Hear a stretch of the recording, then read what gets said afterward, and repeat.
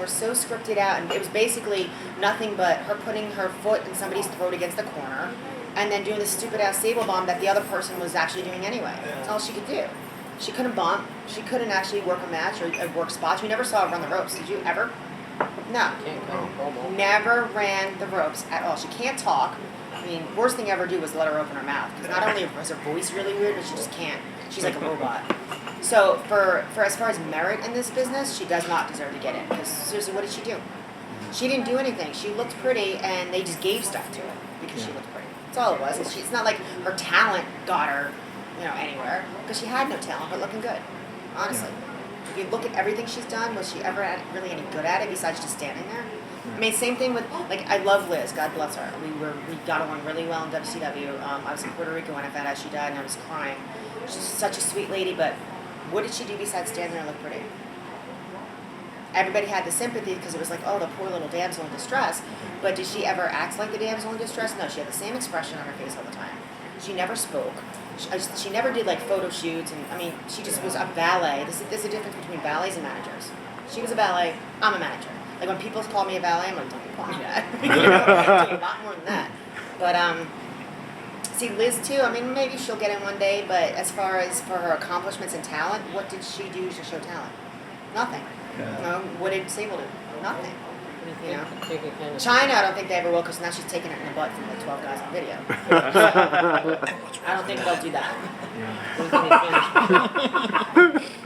She's a very nice girl. Very sweet. I don't think she deserves to be there. Who was that? Candice Michelle. Because then again, what did she do? She looked good. I mean, you name one girl, one, that came after me that co-hosted 4 different TV shows, that cut 15-minute long promos off the top of her head, that could cut even a 1-minute promo by script. None of them can even do that. That, I was the first one to do all the photo shoots on location, bikini shoots, everything like that. Name one of them that was labeled the most downloaded celebrity on America online for any year. Is there anybody? No. When you look at all the things that I did and I accomplished first, and what I could, like I said, give me a microphone, I can talk all day, obviously. Gift of gab. But, I mean, can they wrestle better than me? Sure, because they put them in the school in Florida for months on end before they get in the ring.